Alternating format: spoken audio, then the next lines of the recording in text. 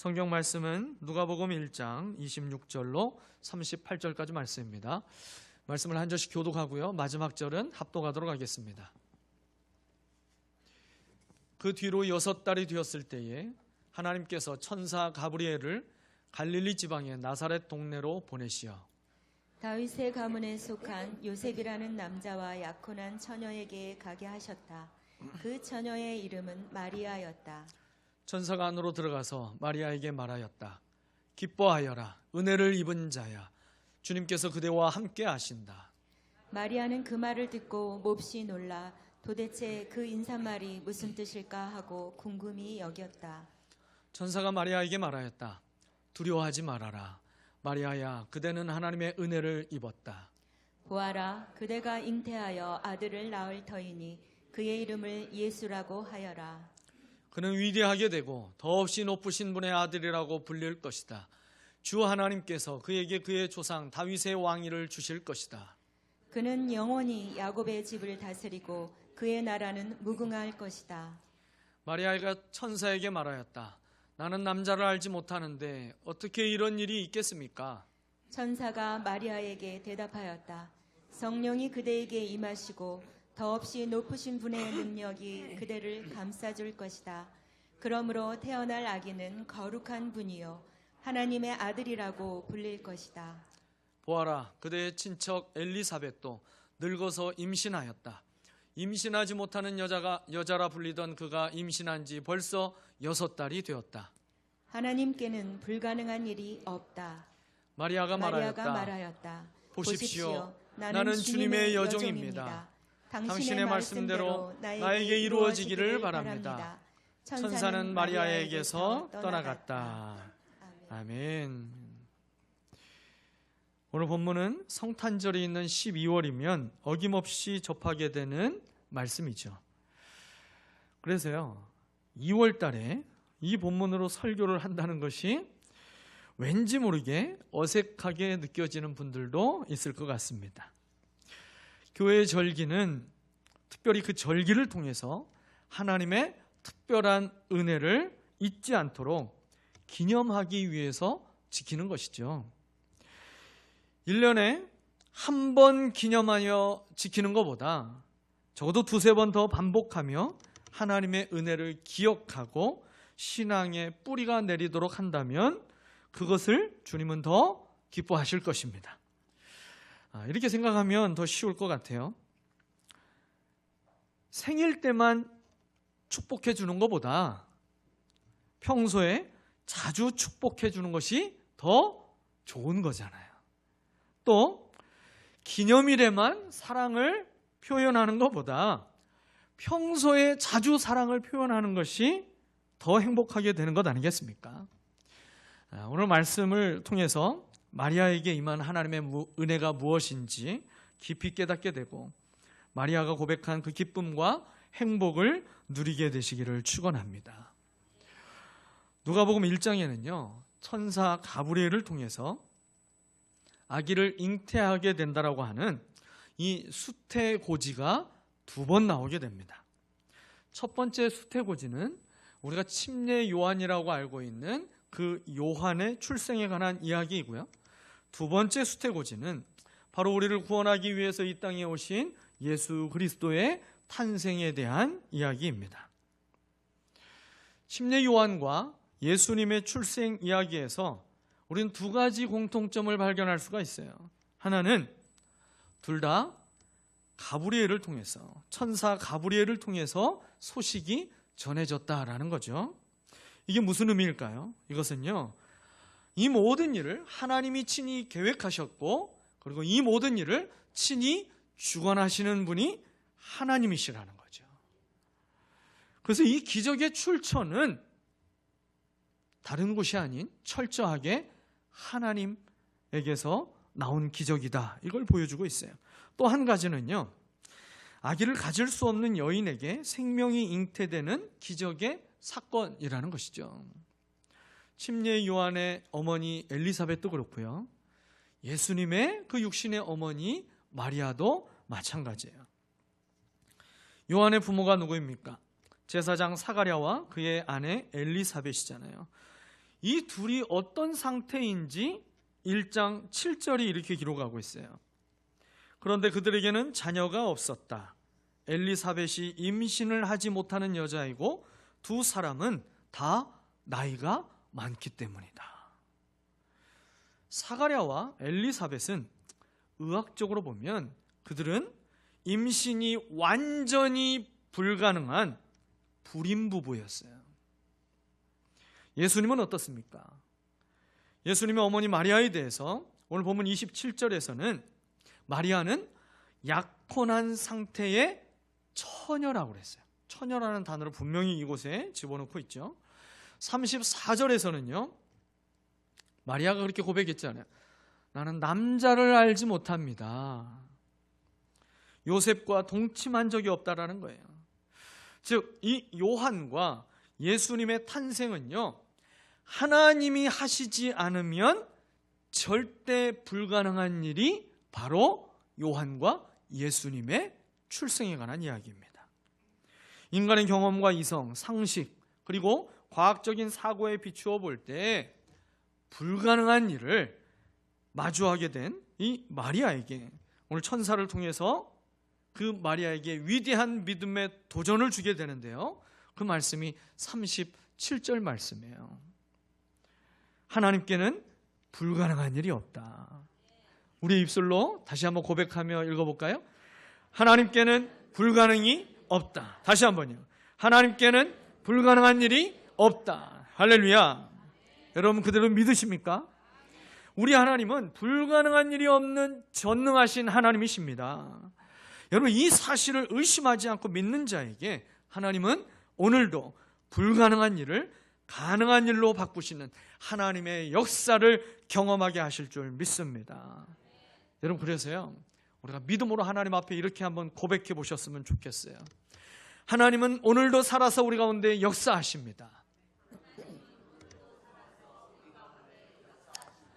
옆 사람은 아직 그 믿음까지 안 된 것 같아요. 우리 옆 사람에게 믿음의 확신을 가지고 우리 한번 얘기해 주세요.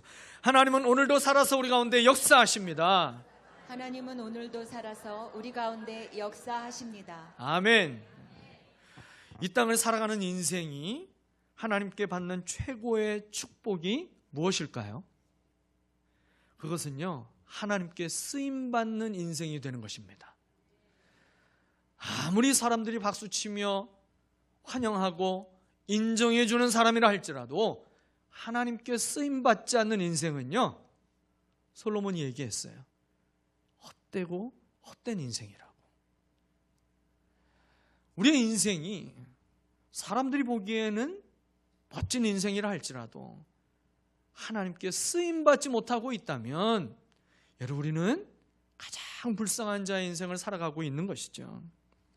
고린도전서 10장 31절 말씀처럼 우리가 먹든지 마시든지 무엇을 하든지 하나님께서 우리를 통해 영광을 받으시는, 다시 말해서요, 우리의 마지막 호흡까지도 사용하시는 여러분 그러한 인생이 최고로 가치 있는 인생이고 축복받은 인생임을 믿으시기를 바랍니다.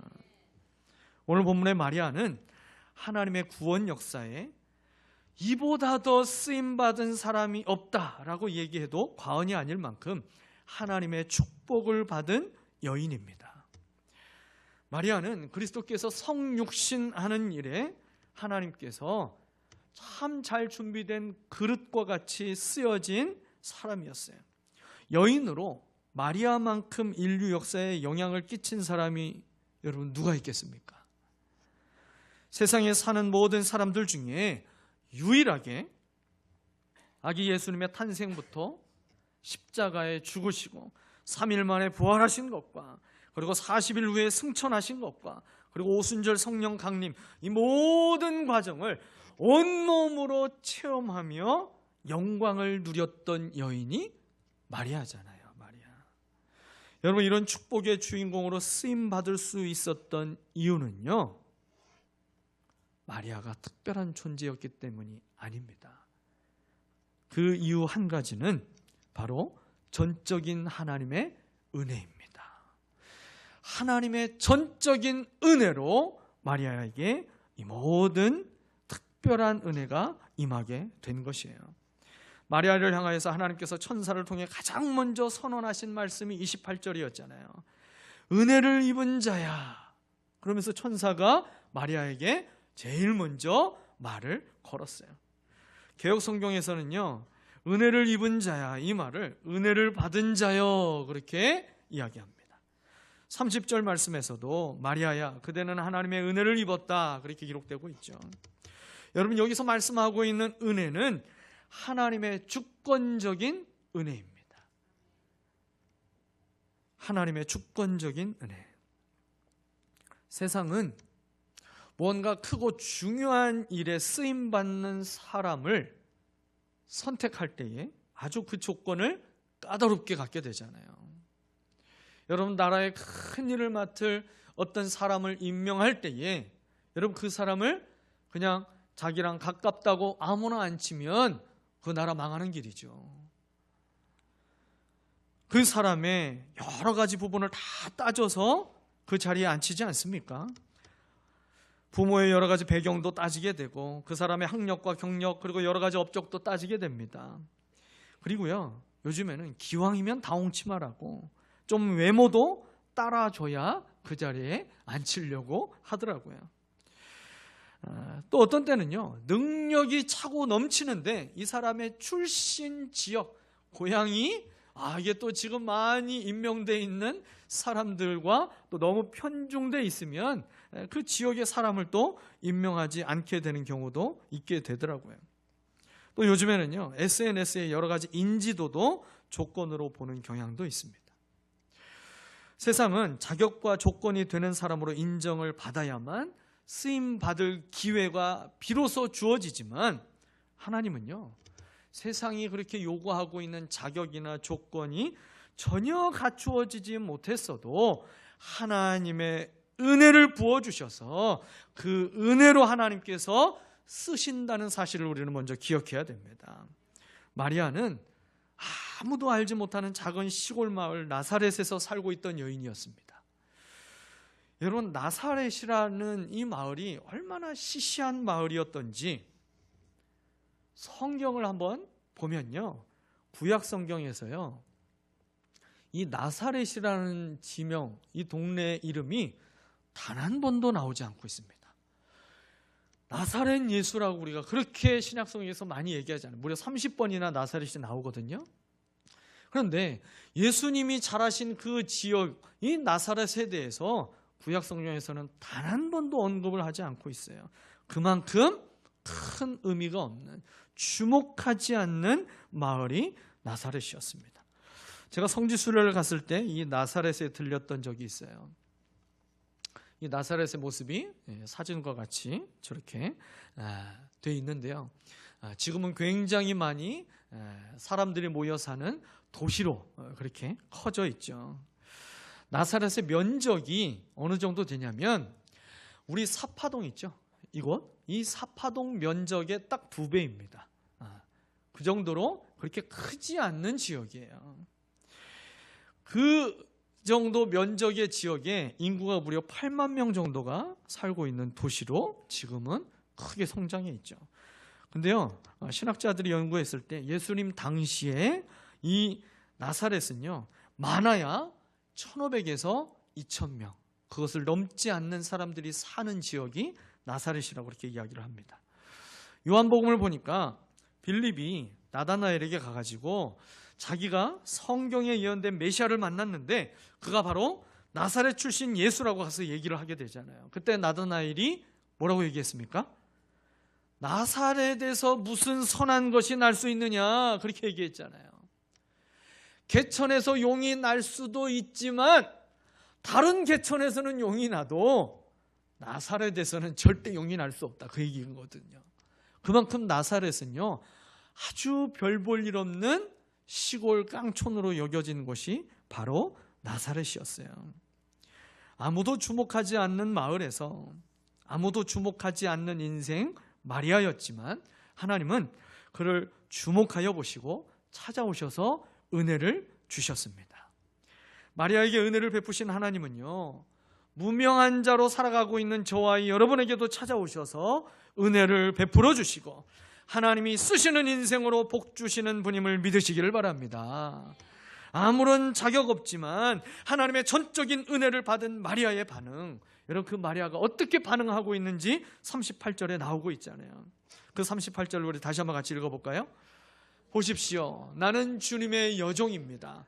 당신의 말씀대로 나에게 이루어지기를 바랍니다. 아멘.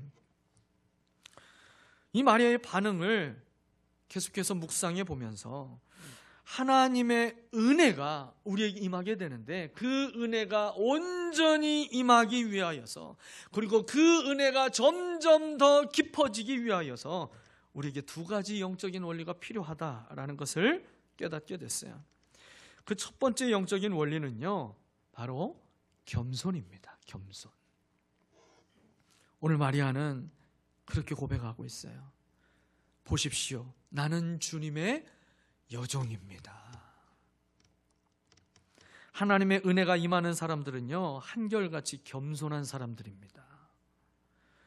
교만한 사람에게 성령이 충만하게 역사했다는 증거를 성경 어디에서도 우리는 발견할 수가 없어요. 내가 이룬 업적을 자랑하고 자신의 이름을 높이기 위해서 그렇게 살아가는 사람에게는요, 하나님은 역사하시지 않습니다. 그가 겸손해질 때까지 하나님은 기다리세요. 때로는 겸손해질 수 있도록 하나님은 그 사람에게 삶의 고난을 주시기도 하십니다. 사도 바울은 은혜 받기 전에는 굉장히 교만했던 사람이었잖아요. 자신만만했던 사람이었잖아요. 사람들이 인정하는 정의의 사도로 살았던 사람이 사도 바울 아니었습니까?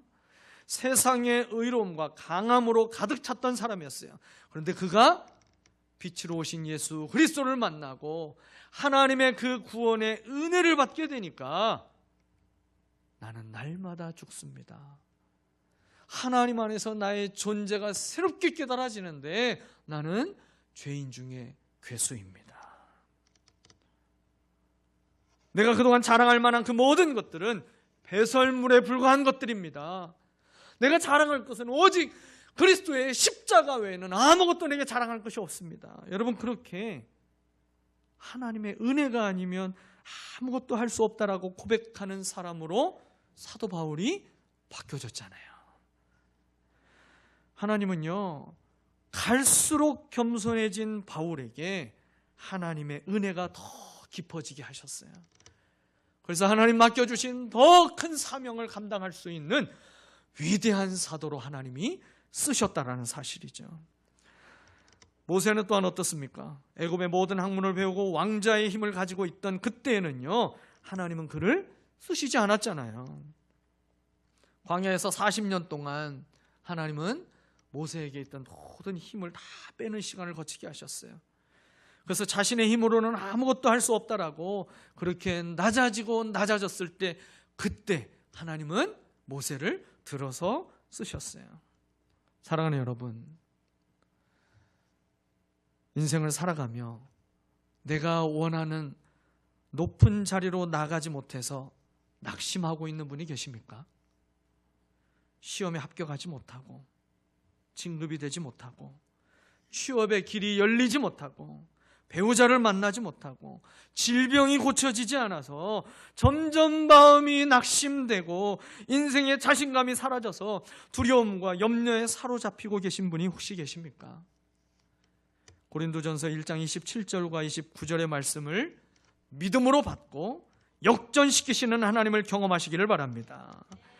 고린도전서 1장 27절부터 29절 말씀을 우리가 믿음으로 하나님 앞에 같이 올려드렸으면 좋겠어요. 같이 읽겠습니다. 그런데 하나님께서는 지혜 있는 자들을 부끄럽게 하시려고 세상의 어리석은 것들을 택하시며 강한 것들을 부끄럽게 하시려고 세상의 약한 것들을 택하셨습니다. 하나님께서는 세상에서 비천한 것들과 멸시받는 것들을 택하셨으니 곧 잘났다고 하는 것들을 없애시려고 아무것도 아닌 것들을 택하셨습니다. 이래하여 아무도 하나님 앞에서는 자랑하지 못하게 하시려는 것입니다. 아멘. 아멘. 연약하지만 보잘것없지만 볼품없지만 그러나 하나님의 손에 붙들려 있으면 여러분, 그 사람이 가장 위대하고 가장 아름답고 가장 찬란한 인생이 되도록 하나님이 그를 보배롭고 존귀하게 쓰시는 것을 믿으시기를 바랍니다. 하나님의 은혜가 우리에게 온전히 임하게 되고, 그리고 그 은혜가 더 점점 깊어지기 위하여서 우리에게 필요한 두 번째 영적인 원리는요, 바로 믿음입니다. 믿음. 첫째는 겸손이었고 둘째는 믿음이에요. 믿음. 여러분, 본문 31절에서 마리아는 굉장히 믿기 어려운 이야기를 그가 듣게 되잖아요. 마리아는 요셉과 약혼하였지만 아직 결혼한 상태는 아닙니다. 약혼하고 나서 1년 동안 이 약혼한 그 신부는요, 아주 정결하게 1년 동안 지내야 됩니다. 그 기간 동안 지금 지내고 있는 동안에 천사가 찾아와서 이 수태고지를 하고 있는 것이죠. 천사가 그에게 이야기했어요. 잉태하여 아들을 낳을 것이고 그 이름을 예수라 하라고 이야기를 합니다. 근데 32절을 보니까 더 믿기 어려운 이야기를 합니다. 그가 낳을 아들이 인간의 아들이 아니라는 거예요. 지극히 높으신 분의 아들이라 일컬음을 받을 것이라고 그랬어요. 영원히 야곱의 집, 즉 이스라엘 왕으로 다스릴 것이라고 이야기를 합니다. 여러분, 얼마나 황당한 이야기예요. 아직 남자와 동침한 것도 아닌데 아이를 갖게 된다고 하니까 얼마나 황당하겠습니까? 그것도 사람의 아들이 아닌 지극히 높은 분의 아들이라고 얘기를 했어요. 이해할 수 없는 얘기죠. 당시 결혼하지 않는 처녀가요, 아이를 낳으면 그것은 사형을 당하는 일이에요. 정혼한 상태에서, 약혼한 상태에서 아이를 갖는 것은 그는 간음죄에 해당되기 때문에 돌에 맞아 죽는 일이었습니다. 여러분, 두려운 일이에요. 불안한 일이에요. 하나님이 은혜를 받은 자여라고 얘기했는데 그 은혜를 자기가 받아들이는 순간 생명이 위태로워지는 은혜인 것입니다. 여러분, 그래서 34절에 마리아가 질문하잖아요. 나는 남자를 알지 못하니 어찌 이 일이 있으리까? 그렇게 천사에게 질문했죠. 그래서 천사가 35절에서 이야기를 합니다. 내가 잉태된 것은 사람으로가 아니라 성령으로 된 것이다. 그리고 그 임신한 아이는 인간의 아들이 아니라 분명하게 여기서 밝히고 있어요. 하나님의 아들이다. 그리고 이 말을 더 마리아가 믿을 수 있도록 마리아의 믿음을 돕기 위해서 불임 가정이었던, 아이를 가질 수 없는 여자라고 알려져 있었던 엘리사벳이, 친족 엘리사벳이 이미 아이를 가진 지 벌써 6달이나 되었다. 그 이야기를 하고 있어요. 그러면서 하나님은 불가능이 없으신 분임을 보여주십니다. 여러분, 아무리 그래도 이 이야기를 들어도 사실 마리아는요, 엘리사벳과 입장이 많이 다른 사람이잖아요. 엘리사벳은 그는 결혼하였고 분명히 남편이 있는 사람이기 때문에 그가 임신한 사실이 알려지는 것 아무 문제가 되지 않아요. 그러나 마리아는 그가 생명의 위협이 일어날 수 있는, 여러분, 그러한 어려운 상황을 그가 감당해야 되는 것 아니겠습니까? 그때 천사가 이 마리아의 믿음을 더 굳게 세워주기 위해서 37절에 이렇게 이야기한 것이죠. 하나님께는 불가능한 일이 없다. 하나님께는 불가능한 일이 없다. 여러분, 이 말을 들은 마리아가 자신에게 일어날 일을 생각하는 것이 아니라 그 말씀을 선언하신 하나님을 바라보는 믿음의 눈이 확 열리게 되는 거예요. 그러면서 그 말씀을 그대로 믿음으로 받아들이게 되죠. 그러면서 고백하고 있는 것이 38절 말씀이었습니다. 보십시오, 나는 주님의 여종입니다. 당신의 말씀대로 나에게 이루어지기를 바랍니다. 여러분, 이것이 믿음인 것입니다. 소아마비와 천식을 알아서요, 촛불 하나도 제대로 끌림이 없었던 한 아이가 있었어요. 그 아이가 11살이 되던 날에 하나님을 잘 섬기는 그 가정의 아버지가 이 아이에게 이렇게 이야기를 합니다. 사랑하는 아들아, 내가 전능하신 하나님을 참으로 신뢰한다면 오히려 너의 장애 때문에 모든 사람이 너를 주목할 것이고 너는 역사의 신화와 같은 기적을 남기는 놀라운 삶을 살 수 있게 될 거야. 하나님을 믿으렴. 이 아이는요, 아버지가 한 그 말을 찰떡같이 믿었어요. 그리고 그 믿음을 가지고 살아가게 됩니다. 그 믿음이 있었지만 여전히 그의 몸은 소아마비와 그 천식으로부터 계속 고통을 받으면서 어렵게 생명을 유지하며 자라갔어요. 그렇게 자라면서 23세가 되던 해에 뉴욕주를 대표하는 의회 의원이 됩니다. 그리고 후에는 뉴욕의 주지사가 되고 부통령을 거쳐서 미국 역사상 가장 어두웠던 경제 대공황의 시기를 극복할 수 있도록, 그래서 미국을 다시 재건하게 되는 위대한 미국의 대통령이 됩니다. 그래서 미국에서 최초로 현직 대통령으로 노벨 평화상까지 수상하게 되는데요. 그 사람의 이름이 바로 프랭클린 루즈벨트입니다. 여러분, 그래서 루즈벨트의 사진을 한번 검색해서 보시면요, 서 있는 사진이 하나도 없어요. 다 의자에 앉아 있는 사진들만 가득합니다. 그가 소아마비가 있기 때문에. 그 장애가 있지만, 그러나 그 장애가 한 나라를 이끌어가고 가장 어두운 그 시기를 걸어가고 있는 나라를 가장 밝은 빛으로 인도하는데 하나님이 놀랍도록 쓰시는 일에 그의 육신의 장애는 아무런 걸림돌이 되지 않았다는 거예요. 하나님을 향한 그 믿음이 우리를 얼마만큼 하나님의 위대한 역사에 쓰임받게 하는지 이 루즈벨트 대통령을 통해서 우리에게 증거하고 있는 것 아니겠습니까? 하나님께 쓰임받는 사람은 믿음의 사람입니다. 믿음이 있으면 죄를 이길 수 있습니다. 믿음이 있으면 절망과 싸워 이길 수 있고 질병과 싸워 이길 수 있는 것입니다. 죄의 유혹과도 싸울 수 이길 수 있는 것이고요. 분노와 증오와 미움과의 싸움에서도 이겨서 하나님께 쓰임을 받는 것입니다. 두려움을 극복하는 힘은 믿음에서 오는 것입니다. 하나님의 일을 하는데 두려움이 없는 것 아니죠. 염려가, 근심이 없는 것이 아닙니다. 여러분, 그런데요, 그 두려움을 넘어서는 힘이 믿음에서 온다는 거예요. 하나님의 전능하심을 믿고 그분의 말씀이 그대로 이루어질 것을 믿는 믿음을 통해서 하나님의 은혜는 우리에게 온전히 임하게 됩니다. 여러분, 주님의 말씀이 들려올 때 믿음의 사람은요, 핑계의 언어를 생각하는 것이 아니라 순종의 언어를 선택하여 주님께 고백하게 됩니다. 전 두려움이 많아서 못할 것 같아요. 전 가진 게 너무 없어서, 돈이 없어서 도저히 못할 것 같아요. 저는 지식이 없어서 그 일을 못할 것 같아요. 저는 건강이 여의치 못해서 주의 사역을 못할 것 같아요. 여러분, 그런 말들을 하는 것이 아니라 믿음 있는 사람은요, 똑같이 두려움이 있지만, 그러나 두렵지만 주님이 함께 하심을 믿고 순종하며 도전하겠습니다. 여러분, 이 믿음의 언어를 주님 앞에 고백한다는 것이죠. 돈이 없지만 채워주실 것을 믿고 주님이 원하시는 곳에 먼저 믿음으로 드려보겠습니다. 아는 것이 없지만 지혜 주실 것을 믿고 입술을 벌려 주님을 전하겠습니다. 건강이 여의치 않지만 영원한 생명을 주신 주님을 의지하며 주의 일에 순종하겠습니다.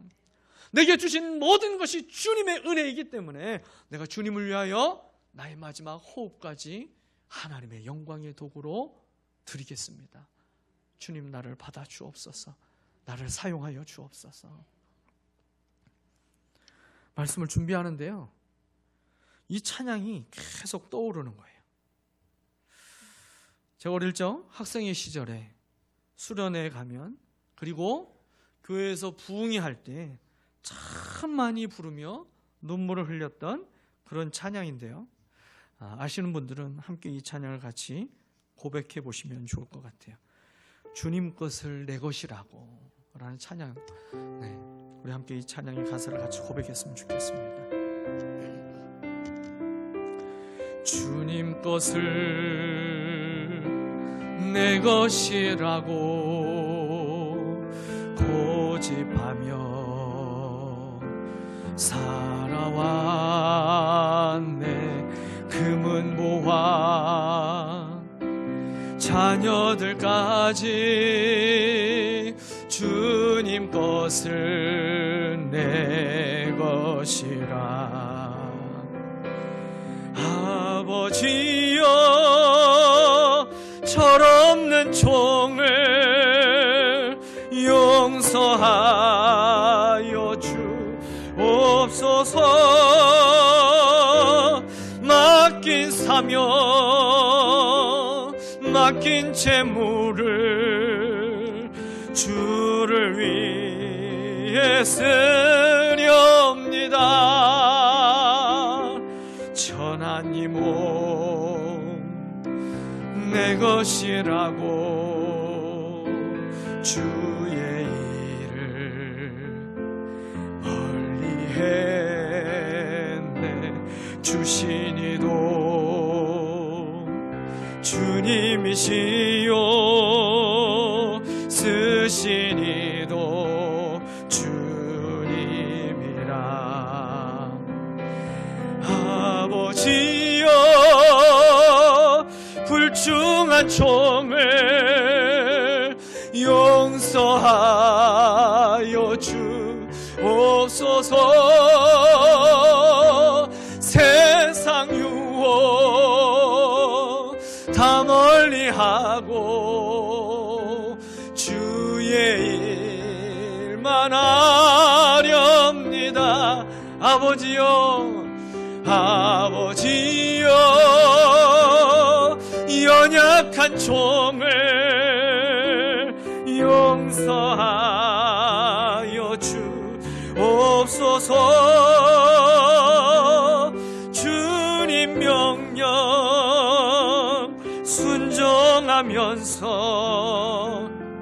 주를 위해 살렵니다. 아멘.